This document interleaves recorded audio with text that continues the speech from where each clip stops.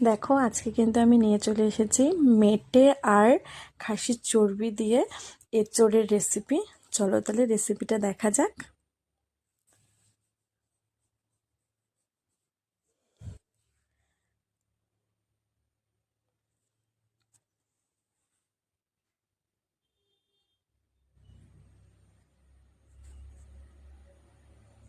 দেখো এখানে আমি মেটে আর খাসির চর্বি ধুয়ে রেখে দিয়েছি, আর এখানে কড়াইয়ে আমি আলু ভাজতে বসিয়ে দিয়েছি, আর ওইদিকে যে এঁচোড়টা আমি কেটে রেখেছিলাম তাতে হলুদ লবণ মাখিয়ে রেখে দিয়েছি।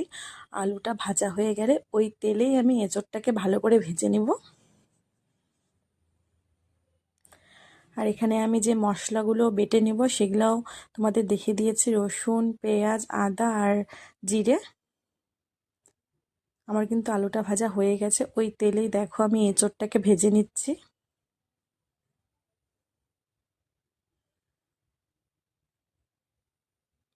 এঁচোড় কিন্তু ভেজে নিলে এঁচোড়ের যে একটা গন্ধ থাকে সেই গন্ধটা কিন্তু থাকবে না।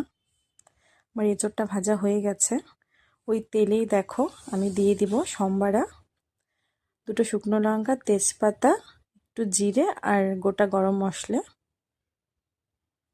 গরম মশলার সেন্ট উঠে গেলে দিয়ে দেবো কিছুটা পেঁয়াজ কুচি। পেঁয়াজ কুচিটা একটু ভাজা হয়ে গেলে দিয়ে দেবো মশলা, যে মশলাটা আমি বেটে রেখেছিলাম।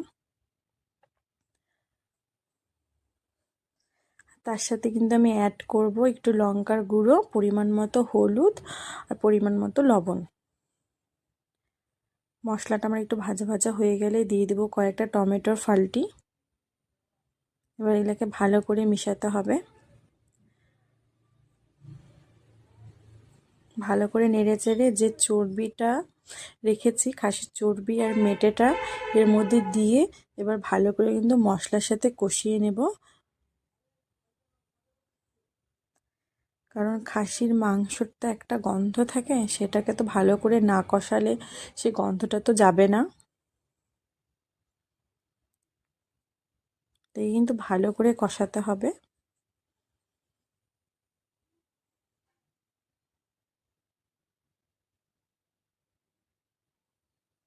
এর মধ্যে একটু পরিমাণ মতো জল দিয়ে আমি ঢাকা দিয়ে দেব। ঢাকা খুলে দেখো আমি কাঁঠালটা এর মধ্যে দিয়ে দিয়েছি, আর ভালো করে মশলার সাথে মিশিয়ে নিব। আর কমেন্টে কিন্তু অবশ্যই জানাবে যে এঁচোড় খেতে কার কার ভালো লাগে। আমার কিন্তু অসাধারণ লাগে। আর এখন কিন্তু এঁচোড়ের সময় নয়, আর এখন